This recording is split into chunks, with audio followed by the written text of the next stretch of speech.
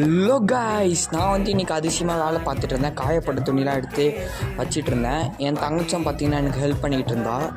நாங்கள் வந்து துணியெல்லாம் பேக் பண்ணிட்டோம், ஸ்நாக்ஸையும் சேர்த்து நாங்கள் பேக் பண்ணிட்டோம். நான் வந்து யோசிச்சுட்டு இருந்தேன் எப்படி வந்து என்னோடய கிரிக்கெட் பேட் எப்படி ஊருக்கு கொண்டு போகிறது யோசிச்சு. அப்போ தான் என் பேக்கை பார்த்தேன். சரி, உள்ளே இருக்க எல்லாத்தையும் எடுத்துகிட்டு என் பேட்டை வேறு பையில் போட்டுட்டு இதில் வந்து என் தங்கச்சி டாய்ஸ்லாம் வச்சுட்டேன். அப்புறம் நாங்கள் வந்து எல்லாத்தையும் பேக் பண்ணிட்டோம். இது பஸ்ஸில் விடுவாங்களான்னு தெரியல இவ்வளோ லக்கேஜை.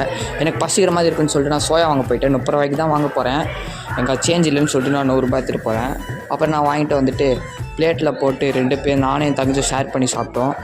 உண்மையிலே நான் தான் நிறையா சாப்பிட்டனால என் தங்கச்சி அழுதுட்டா. அதனால் மறுபடியும் போய் வாங்கிட்டு வாடான்னு சொல்லிட்டு நான் அனுப்பிச்சி விட்டாங்க. சரின்னு சொல்லிட்டு நான் போய் வாங்கிட்டு இது நான் 3ஆவது தடவை போடுறது. மறுபடியும் போய் நான் வாங்கிட்டு வர சொன்னாங்க. ஆனால் நான் 3ஆவது தடவை போகிறேன். இதுலேயே நான் 5 கிலோ கிட்டே இறச்சிருப்பான்.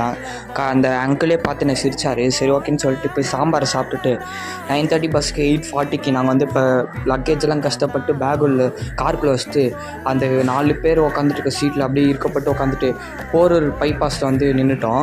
அப்புறம் பஸ்ஸும் வந்துருச்சு. சரி ஓகேன்னு சொல்லிட்டு பின்னாடி லக்கேஜெலாம் வச்சுட்டு நான் ஏறிட்டேன். என் கசின்ஸ் எனக்கு இடம் பிடிச்சி வச்சதுனால மேலே ஏறி அவங்க கூட பேசிகிட்டு இருந்தேன். எங்கே பாருங்கள், ஒருத்தன் காஞ்சூரின் பேய் மாதிரி உட்காந்துருக்கான். அப்புறம் வந்துட்டு நான் அடுத்த நாள் காலையில் எழுந்திரிச்சேன்.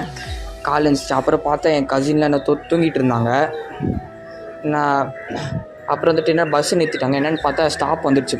நாங்கள் வந்து சாத்தாங்குளத்துக்கு வந்துவிட்டோம். எங்கள் உண்மையான ஊர் வந்து விஜயராம்புரம். நாங்கள் வந்து இங்கேருந்து ட்ரக்கு பிடிச்சி போனோம். பாய் கைஸ், அடுத்த வீடியோவில் பார்க்கலாம். மறக்காமல் லைக், ஷேர், சப்ஸ்கிரைப் பண்ணிடுங்க. Bye guys.